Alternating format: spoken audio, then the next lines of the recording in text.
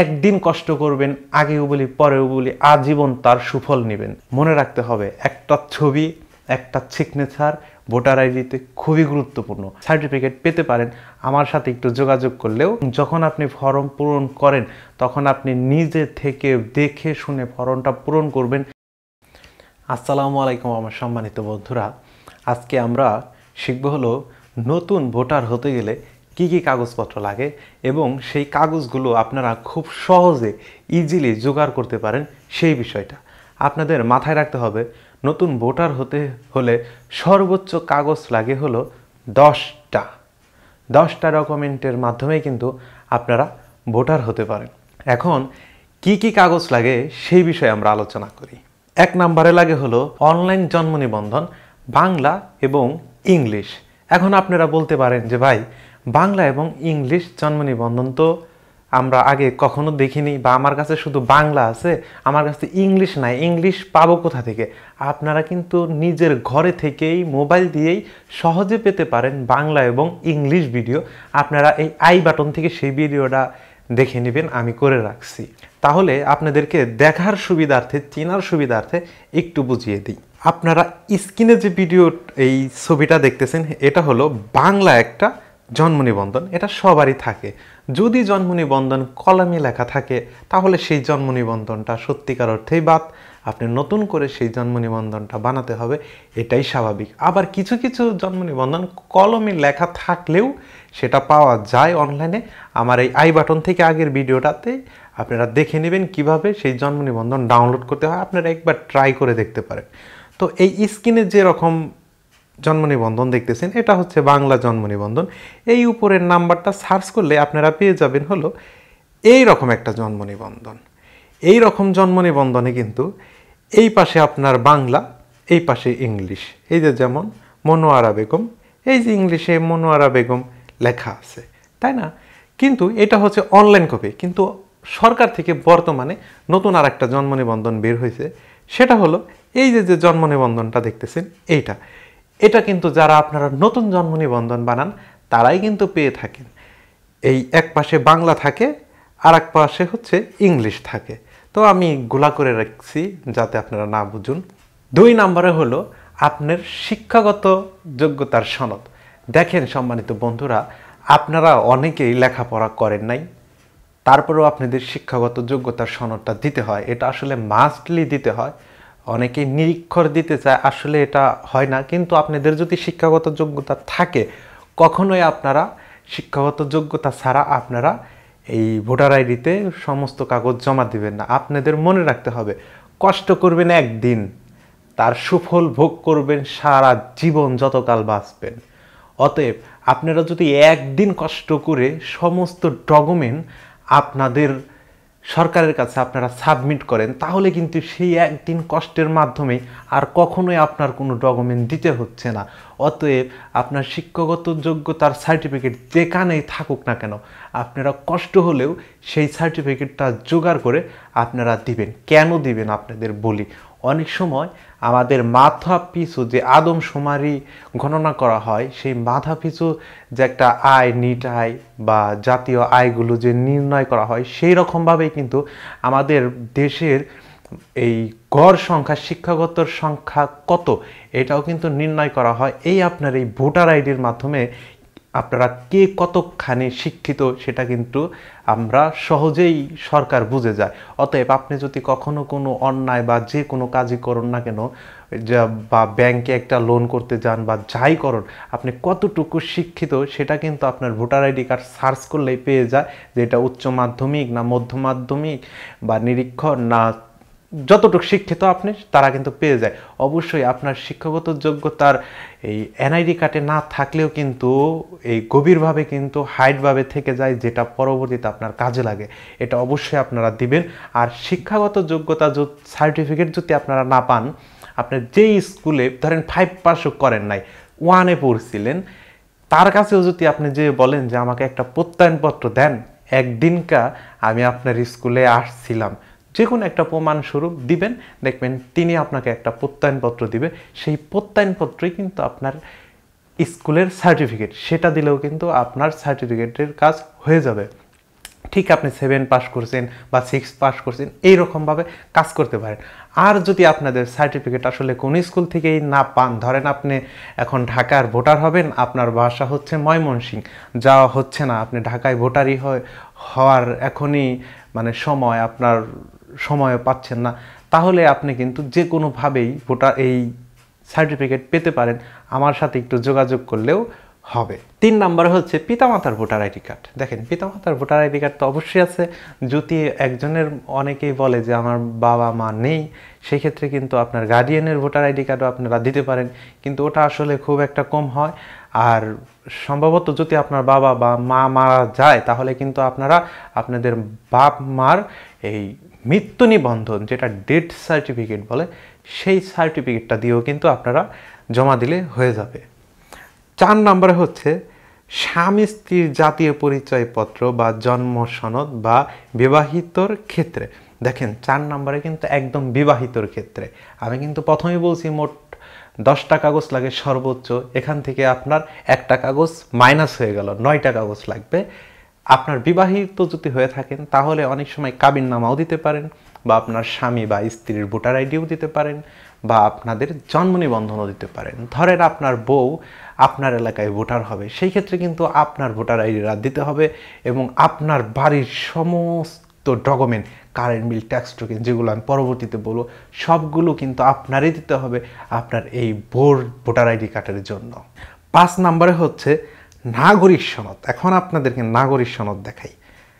স্ক্রিনে যে নাগরিক সনদটা দেখতেছেন, এটাই মূলত নাগরিক সনদ ও চারিত্রিক সনদ বা ওয়ার্ড কাউন্সিলর সনদ বা আপনার চেয়ারম্যান সনদ, এই 4টা নামে আপনার ডাকা হয়। আপনারা এখান থেকে যে কোনো একটা সনদ পেলেই কিন্তু হবে।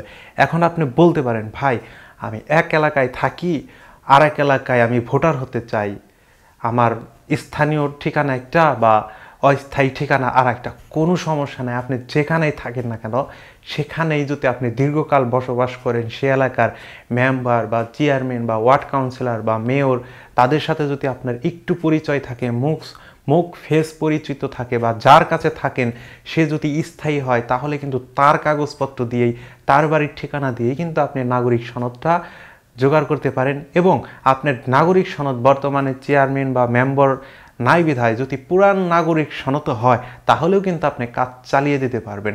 আর আমি অনলাইনে ঘরে বসে মোবাইল দিয়ে কিভাবে নাগরিক সনদ ডাউনলোড করবেন, আপনারা এই আই বাটন থেকে যে কোনো এক পাশ থেকে দেখে নেবেন।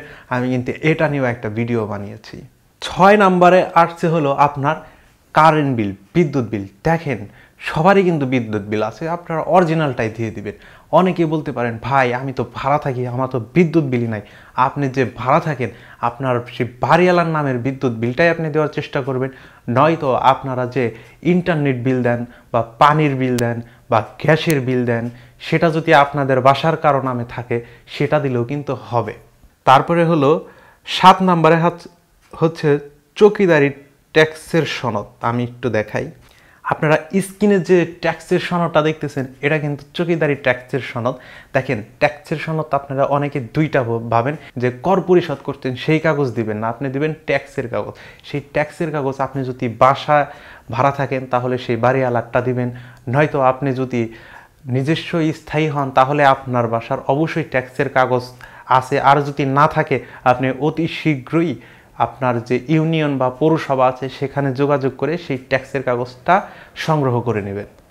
9 নম্বরে আছে পূর্বে কখনো ভোটার হননি, এই মর্মে ইউনিয়ন পরিষদের চেয়ারম্যানের প্রত্যয়নপত্র। দেখেন, পূর্বে কখনো ভোটার হননি, এই মর্মে একটা প্রত্যয়নপত্র লাগে।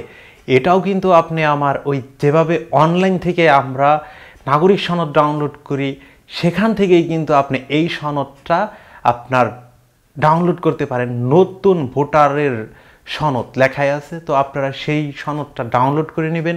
এবং আপনারা যদি এই সরকার যে হালনাগাদ দিচ্ছে ভোটার হওয়ার জন্য, সেই সময় যদি মানে এখন যদি আপনারা ভোটার হন, তাহলে কিন্তু আপনার এই প্রত্যয়নপত্রটা লাগছে না। অতএব আপনারা যদি অন্য টাইমে ভোটার হন, অবশ্যই প্রত্যয়নপত্রটা লাগবে। আর যদি এখন সরকারি আইন মোতাবেকে যে হালনাগাদ চলছে, এখন যদি আপনারা সেই ভোটার হতে যান তাহলে এই নাগরিক সনদটা লাগে না, তাহলে 10টা থেকে 2টা মাইনাস হলে কিন্তু থাকে আর 8টা ডকুমেন্ট। তারপরে 9 নম্বরে আসছে হলো সরকারি হাসপাতাল প্রদত্ত রক্ত গ্রুপ পরীক্ষার সনদ। দেখেন এখানে কথা হচ্ছে সরকারি হাসপাতাল, যেমন আপনার উপজেলার একটা হাসপাতাল আছে, সরকারি স্বাস্থ্যকেন্দ্র, সেখান থেকে একটা আপনার রক্ত কি গ্রুপ সেই গ্রুপের সনদ দিতে পারেন, বা জেলারও দিতে পারেন, বা আপনার যে কোনো একটা সরকারি হাসপাতাল থেকে আপনি কিন্তু আপনার রক্তের গ্রুপটা জেনে আপনি অবশ্যই এই ভোটার আইডিতে দিবেন। আপনাদের মনে রাখতে হবে, যদি আপনার ভোটার আইডি কার্ডে সমস্ত কাগজ দেন, এই রক্তের গ্রুপ দেন, ভোটার আইডির পিছনে কিন্তু আপনি কি গ্রুপ রক্ত সেটা লেখা থাকে। আপনার যদি আপনার এই ট্যাক্সের কাগজ দেন, আপনার বাসার হোল্ডিং নাম্বারটা কত সেটা লেখা থাকে। তারপরে আপনি যদি আপনার সমস্ত তথ্যগুলো দেন, আপনার ভোটার আইডিটা কিন্তু একদম পরিপূর্ণ নির্ভুলভাবে আসবে। এবং যখন আপনি ফর্ম পূরণ করেন তখন আপনি নিজে থেকে দেখে শুনে ফর্মটা পূরণ করবেন, যাতে কোনো ভুল না হয়। সমস্ত তথ্য আপনাদের কষ্ট হলেও জেনে যাবেন এবং দিবেন। দেওয়ার পরে একদিন কষ্ট করবেন, আগেও বলি পরেও বলি, আজীবন তার সুফল নেবেন।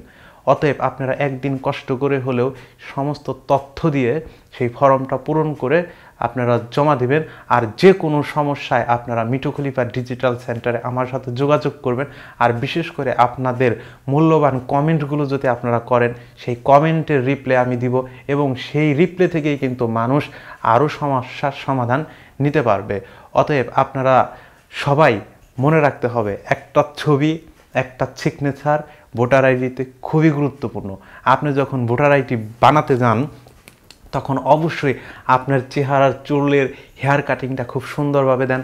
আপনি একটা ফর্মাল একটা ড্রেস পরুন, এবং আপনি যে সিগনেচারটা দিবেন সেই সিগনেচারটা আগে থেকেই নির্ধারণ করবেন যে এই সিগনেচারটা আমি সারা জীবন ইউজ করব। কারণ আপনার ভোটার আইডির সিগনেচার, আপনার পাসপোর্টের সিগনেচার, বা আপনি যদি ব্যাঙ্ক অ্যাকাউন্ট করেন সেই ব্যাঙ্ক অ্যাকাউন্টের যে চেকের সিগনেচারগুলো আছে, এগুলো যদি অমিল থাকে আপনি কিন্তু অনেক ক্ষেত্রেই ভোগান্তিতে পড়বেন। অতএব আপনার ড্রাইভিং লাইসেন্স হতে পারে, সমস্ত সিগনেচার আপনার ভোটার আইডি সিগনেচারের সাথে মিল যদি করেন, তাহলে যদি কোনোদিন আপনি কোনো একটা সরকারি দায়িত্বপ্রাপ্ত মানুষ হন বা বিজনেসম্যান হন, তখন আপনার সেই সিগনেচারের একটা ভ্যালু থাকবে, প্রমাণস্বরূপ ভোটার আইডির সিগনেচার। তো আপনার সিগনেচার যদি কেউ কপিও করে, তখন কিন্তু আপনি আপনার সেই ভোটার আইডির সিগনেচার দেখিয়ে বলতে পারবেন এই সিগনেচারটা আমার না, আমার সরকারি সিগনেচার, আমার ব্যক্তিগত সাইন হচ্ছে এটা, তাই না? তো অতএব আপনাদের সিগনেচারটা এবং চুলের হেয়ার কাটিং এবং ফেস, প্রয়োজন পড়ে ফেসিয়াল করে আপনারা ছবি তুলতে যান, একবার ছাড়া 10 বার একটা ছবি তুলবেন। যে ক্যামেরাম্যান থাকে তাকে প্রয়োজন পড়ে কিছু খাওয়ান, তার সাথে ভালো ব্যবহার করুন। একবার ছাড়া 5 বার ছবি তোলার চেষ্টা করেন। প্রথম কালার জামা যদি আপনাদের শ্যুট না করে, পরবর্তীতে আবার জামা পরে যান, যেটা আমি করছিলাম। আর সব সময় মনে রাখবেন, ছবি কিন্তু সুন্দর আসবে, আপনাদের জামাটা যেন সবসময় লাইট কালার হয়। অথবা আপনারা কিন্তু ভুলেও ডার্ক কালার জামা পরবেন না, কারণ ছবির ব্যাকগ্রাউন্ড থাকে ব্লু কালার, আর এই ব্লু কালারের ছবি কিন্তু ডার্ক হয়ে যাবে। আপনারা যদি অনেকেই কালো থাকেন, অতএব সবসময় যদি লাইট কালার জামা পরে ছবি তুলতে যান, তাই বলে একদম সাদা কালার পরবেন এটা না। আপনার লাইট কালার একটা সুন্দর একটা জামা পরে আপনারা যদি ছবি তুলেন, অবশ্যই আপনার ছবিটা অনেক সুন্দর হবে। আর আপনাদের সব কিছু একটু সুন্দর করে যান, আর সাইনটা খুব সুন্দরভাবে দিবেন। এই ছিল আজকের ভিডিও। সবাইকে ধন্যবাদ। আসসালামু আলাইকুম। সবাই সাবস্ক্রাইব করবেন।